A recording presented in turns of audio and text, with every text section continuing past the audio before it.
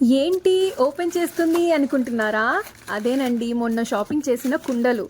ఎందుకు తీసుకున్నానో నా నెక్స్ట్ వీడియోలో చూపిస్తానన్నాను కదా, చూసేద్దాం రండి. ఇవన్నీ మంచిగా వాష్ చేసుకొని ఒక 3 days పాటు వాటర్లో నానబెట్టుకోవాలి. మట్టి వాసన పోయిన తర్వాత అప్పుడు మనం వాడుకోవాలి. పొద్దున్నే గోరువెచ్చని పాలు పోసి తోడు పెట్టుకున్నాను. సాయంత్రం కల్లా ఎంత మంచిగా కుదురుకుంది చూసారా? ఈ ఎండాకాలంలో అస్సలు అన్నం తినాలనిపించదు కదా. చారు, పచ్చిపులుసు, మజ్జిగ, పెరుగు ఇలాంటివి లేకపోతే ఇంకా అస్సలు తినలేము.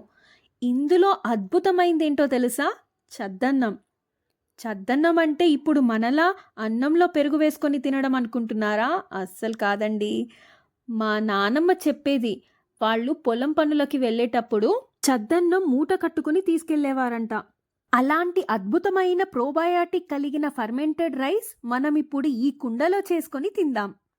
రాత్రి వండుకున్న అన్నం చల్లారాక కుండలో వేసుకొని గోరువెచ్చని పాలు పోసుకొని ఇందులో కొంచెం పెరుగు తోడు పెట్టుకొని కలుపుకోండి.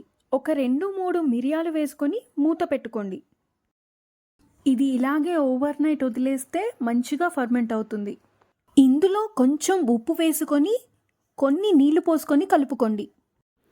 ఇది ఇలాగే ఇస్తే పిల్లలు తినరు కదా, అందుకే ఏదో ఒక మ్యాజిక్ చేసి వాళ్ళు అట్రాక్ట్ అయ్యేలా, వాళ్ళకి నచ్చేలా గార్నిష్ చేసి ఎలాగైనా పిల్లలకి తినిపించాల్సిందే.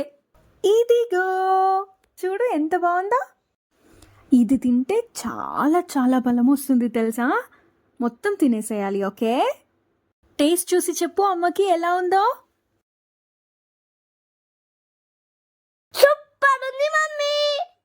వెరీ గుడ్, తినేసే మరి. ఇంకో విషయం గుర్తుందా మీకు?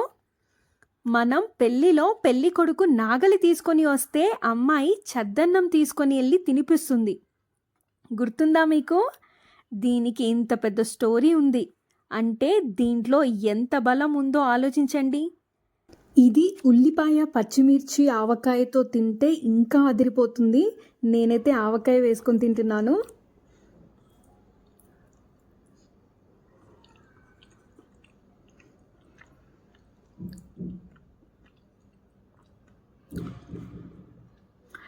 చాలా బాగుంది, చాలా అంటే చాలా బాగుంది.